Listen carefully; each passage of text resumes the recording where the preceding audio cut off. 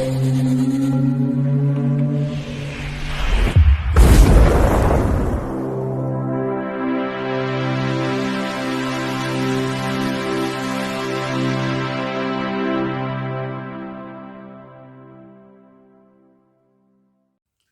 Bayek, it's me Ian.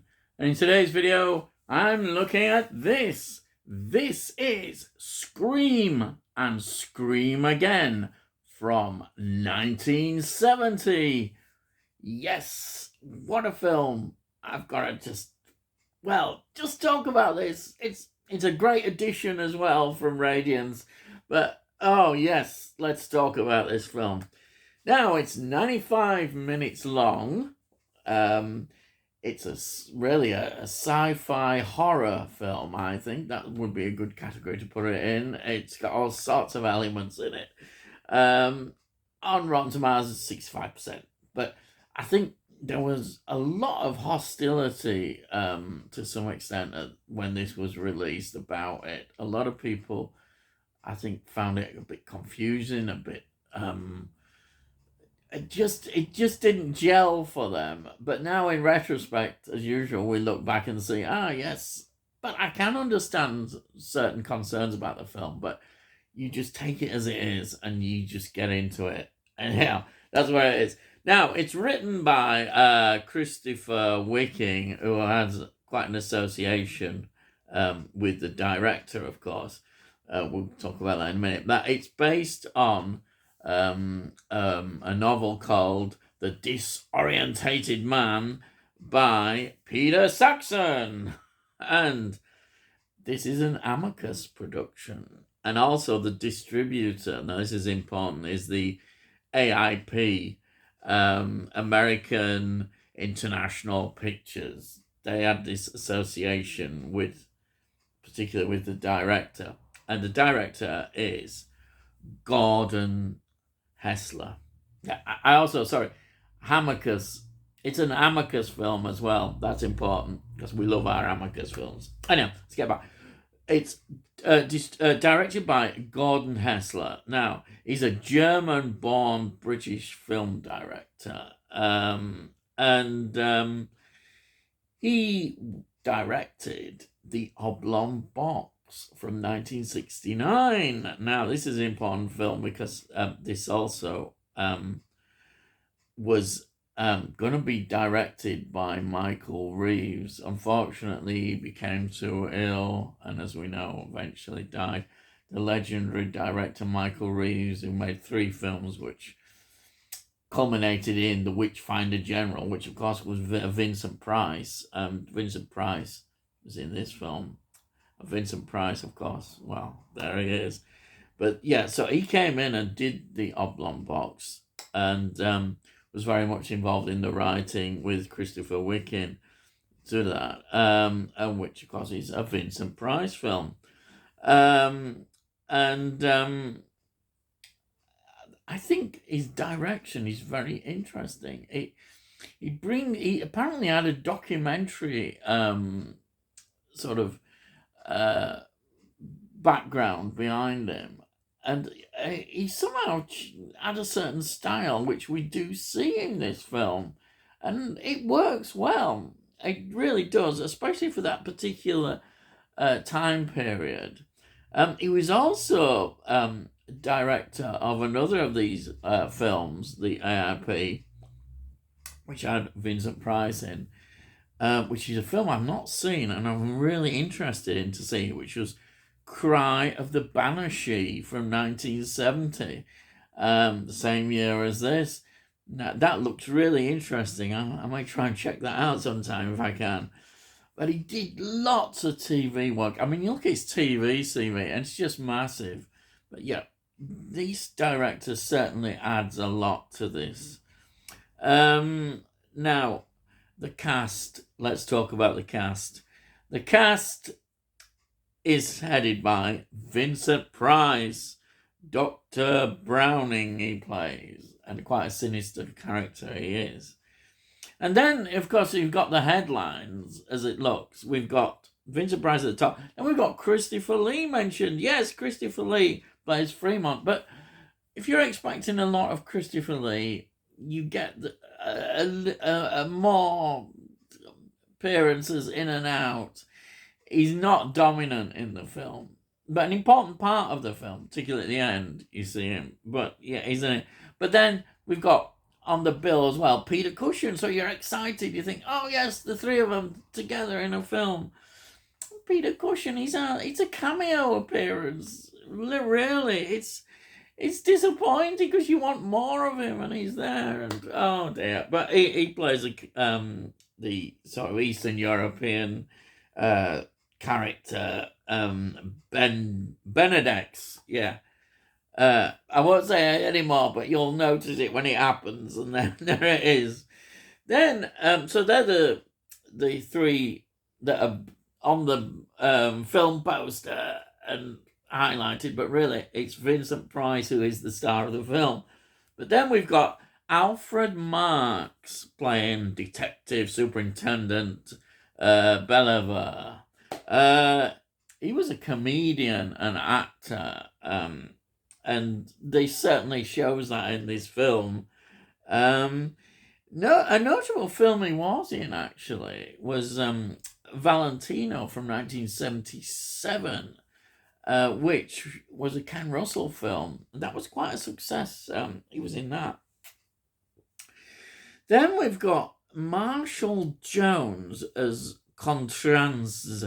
I'm saying that Contrans. Again, the Eastern European connection. He's the very sinister character in this film. He's obviously got a lot of TV and theatre sort of roles, but nothing that is mentioned in terms of films other than this. But he does seem a familiar face. But I've tried to do my research on him and I haven't found out much about him. But that's it. But he's an important part of the film. Then we've got Christopher Matthews, who plays Dr. David Sorrell. He's another crucial part of the film. Again, he's got lots of TV and theatre work, a massive CV of that. Yeah. Then we've got Uta Leveka. She plays Jane, this nurse who just keeps popping up, as you'll see throughout the film. She's another sinister character.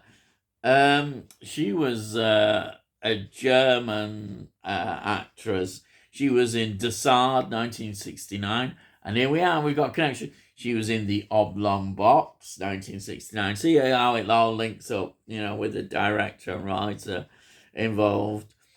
And she's very good. Yes, she's very good. She's got quite a nice film history if you look at her film history. But yeah, there she is. Very good. Then we've got, you see, there's a lot of characters that just pop up and you see them. And the one that really stood out for me, of course, was Peter Sallis. He's not in it long. He plays Schwarzer. I think that's how you pronounce it.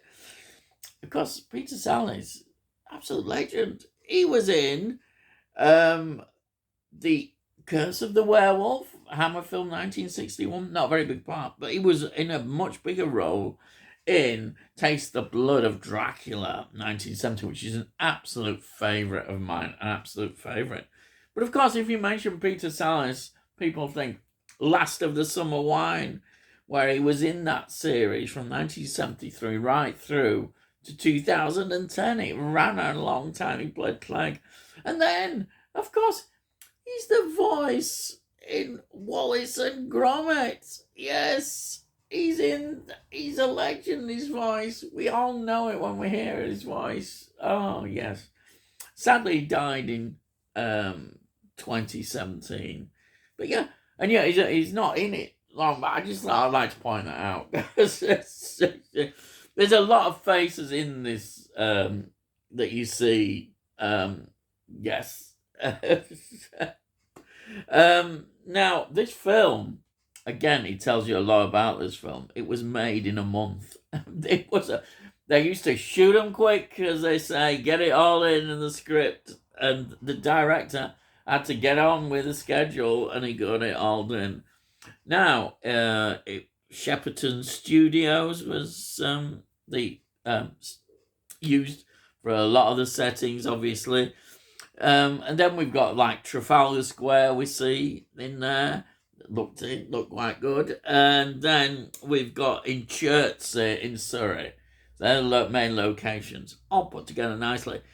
And of course, there's this wonderful car chase, though some people might say it goes on a bit long, and you get all that, and that just again adds to the when we see them going on this location, and then round this sort of quarry kind of area that we see. It's just a really nice additions to the filming. Now, music is by David Whittaker, and that's really good. But then, if we switch to the disco scene in the club, we've got a proper band, Aim and Corner, with Andy Fairweather Low there. Yes, wow, it's all there. So, what is this plot about? Well, there are three plot threads we see. You see them, and then eventually it all comes together. We've got this jogger who collapses, gets taken to hospital. Then a nurse comes in, and he's there in bed, and he discovers that one of his limbs has been cut off. And then we keep getting this as it goes along, that each bits of his limbs have been cut off. And this is where the scream again kind of thing comes in. So you've got that. Then we've got this Eastern European state where we've got this intelligence officer, Kranz, who seems to go around killing superiors and torturing people in this very weird way when he touches their shoulder and what have you. And then in London, we've got a crime taking place with the Alfred Marks detective Superintendent Belliver leading the investigation into these women that have been raped and murdered, and all the blood kind of disappears because he's known as the vampire killer. And this all links up, then all these stories link up into a mad kind of plot. It's crazy. It is crazy, but it's great. That's what I love about it. And Vincent Price as this sinister mad scientist, it all starts to lead to him and what he's up to. And he's up to a lot of very strange things. Yes, with bodies and parts and all sorts. Wonderful film. I know you're laughing thinking, but it's done in such a great way. You can't help but enjoy it. You know, it's got the B-movie kind of story, and it all works well. The director's really on the ball here, puts it together beautifully. You just have such a fun time with it. You just sails through. You know, you just go with it. You know, don't sit there going, that's not. Just go with it, and you'll enjoy it and have a wonderful time. And that's what I did. There's no point in people getting all rational about some of these things. Just enjoy it, and it works well. And Vincent Price, as usual, he's there. You know, wonderful, absolutely wonderful. It is, I suspect, disappointing. It is with Peter Cushing because he's such a great actor. But there we are. That's my only disappointment. I wanted more, and I didn't get them. But the film is really good and enjoyable, and highly recommended. I can see this why it's a cult classic. It is a cult classic. You just enjoy it. It's quite bloody as well, quite an acid baths. Oh yes, all I mention is acid baths. You'll love it. Yes, you'll love it.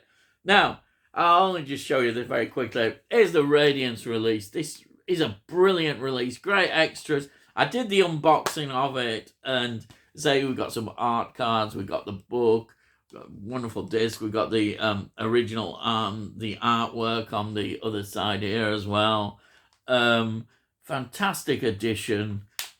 Highly recommended this, and it's good value. I mean, that was what really shocked me was the price. I mean, it's really good value nowadays.